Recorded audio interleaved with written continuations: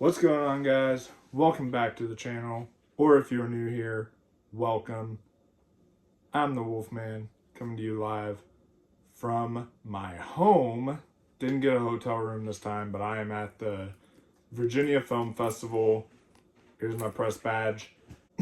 I'm watching around 14 films at the film festival, and I am reviewing each and every film for you guys. But what I'm doing is, just to make it easier on myself, I'm splitting up into days. So right now I'm doing Anora because the first opening night film of the festival was Anora, and this is the new film from Sean Baker, who you all will know from like stuff like The Florida Project, Red Rocket, Tangerine. He's done so many other kind of movies. He's really making a name for himself.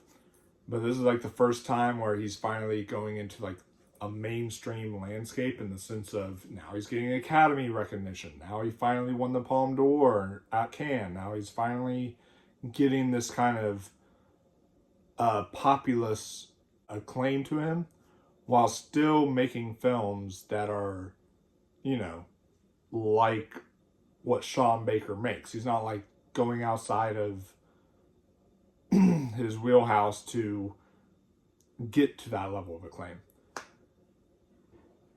So what is Anora about?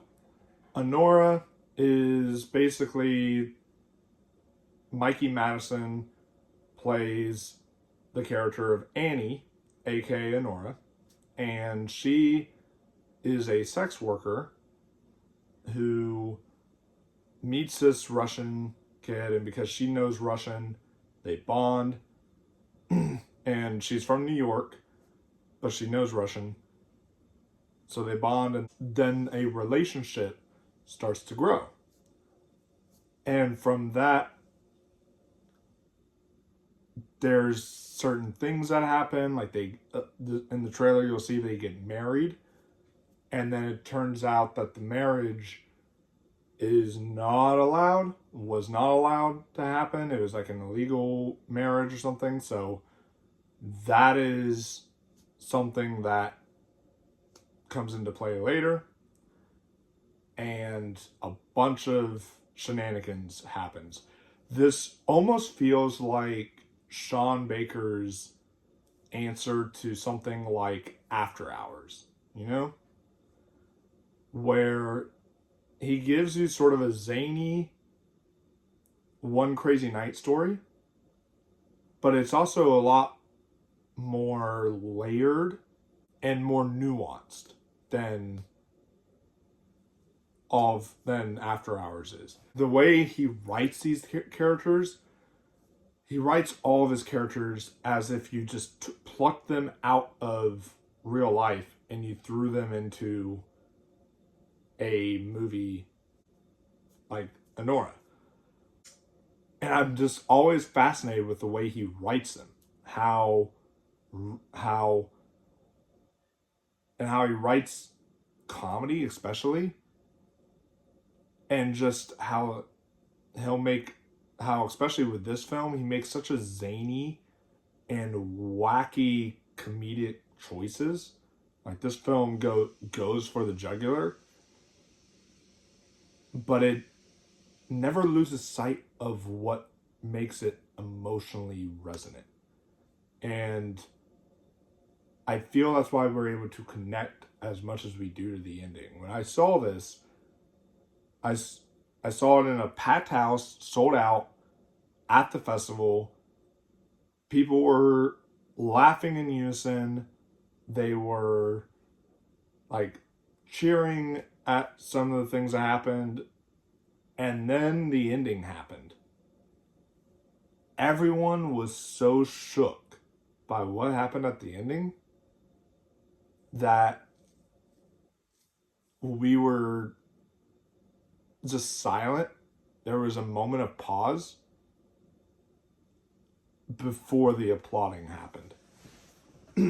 It was truly the best theater experience I've had all year. Mikey Madison is making a name for herself. She truly is a star. The performance she gives here is a defining performance for the ages. This is the best I've ever seen her. I remember her from Scream 2022 and from Once Upon a Time in Hollywood. She plays kind of the psychopathic kind of roles in those movies. In this one, she's got those layers. Trust me, you'll see as you watch the film. But she's an entirely different character. And the type of role in which she plays she just puts so much hard work into this. Apparently she did countless numbers of research through like movies and books and all this stuff on sex work. She was starting to hang out with people in that field. She was doing all sorts of things to really get herself familiarized with that world and with that landscape. And so it made it feel even more true to life when you saw her performance. And everybody's excellent here. The guy who she's in the romantic relationship with, I'm blanking out on the actor's name, but he was incredible in this. Yursov, I think is his name. He's the guy who played Igor. I forget his last name, but I think Yursov is his first name. He was also incredible. Just got a Gotham Award nomination for Best Supporting Actor. Absolutely deserved it. Honestly, he was a scene stealer just as well. Like him and Mikey Madison. This is really their kind of show. Everyone else, though, was fantastic. They all delivered great performances. The shots on this film, there's some beautiful shots, like beautiful cinematography. The way it's shot on film, the way Sean Baker just shoots his movies is superb. The editing is the best I've seen all year. There's some edits in here that I thought were just extraordinary. The directing from Sean Baker, you can truly tell this was a passion project of his, and it shows on screen because this is just true artistry in filmmaking, and has a lot to say about the middle class, about how we treat the middle class and how the rich people try to come in and interfere and take what the middle class has, and so it's kind of like an FU to the rich, you know. That's pretty much all I'll say without really getting into spoilers, because I'm not going to spoil anything about this movie. I don't want to spoil the ending for you guys. I want y'all guys going as blind as possible, because this movie is truly remarkable. But just know that this definitely has a lot of like sex and nudity. Mikey Madison bears it all. So if y'all aren't into that kind of stuff, don't go watch this film. This film is definitely not gonna be for you if you're not into that. If you are a Sean Baker film, if you're a Sean Baker fan, I highly encourage you go and check this film out, because you are definitely gonna love this. And if you're not a Sean Baker fan, I feel this is a really good introduction to his work, because there's a lot of just entertainment in here. That's one thing I'll say about his films, is his films are immensely entertaining, immensely rewatchable, and this is no different. You're always just enjoying the kind of shenanigans on screen, but then he always finds a way to make a gut punch of an ending that also feels very hopeful at the end of the day. So it's like kind of bittersweet because the way this ends, it's an ending that I'll be thinking about for months and months on end. And the emotional impact it left on me. But it's also one that it's just very hopeful, but also heartbreaking at the same time.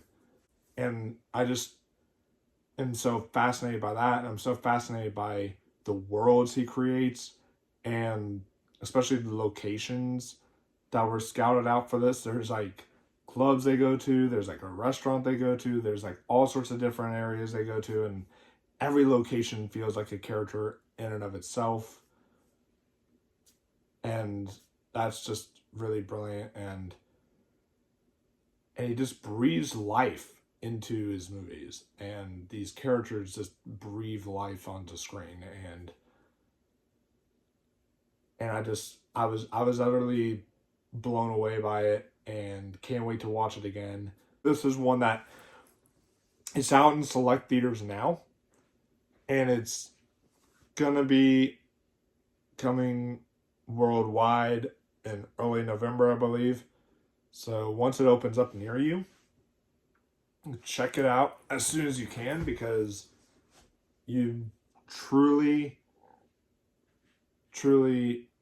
don't want to miss this one. This is obviously, as far as Oscars go, you know, I think Best Picture, Director, Writing, Directing, Editing, all that is on the table for it. So all the major categories, and it could end up sweeping. Something else could come out that is amazing. But guys, we're having a great year for film right now, and this is a great way to kick off the festival with a sort of an ode to the American dream that also kind of is a takedown of our fantastical realizations of that American dream. So it's a very cathartic, but and beautiful and poignant, but also hilarious kind of experience. So do yourself a favor, rush out and see this one as soon as possible. You will not regret it. Anyways, that'll pretty much do it for tonight's video. But stay tuned, because I've got several more videos coming for you guys. We'll be doing a Blitz review coming. We have, which is the new Steve McQueen movie, the director of like 12 Years a Slave and such. And then Memoir of a Snail as well, which is like the new claymation movie that's coming now. So a lot of really cool movies I'll be seeing at the festival. Stay tuned for all of those. I thank you all for watching. Thank you for subscribing. And I will see you all in the next video. Until next time, stay classy, my friends, and keep on watching those movies.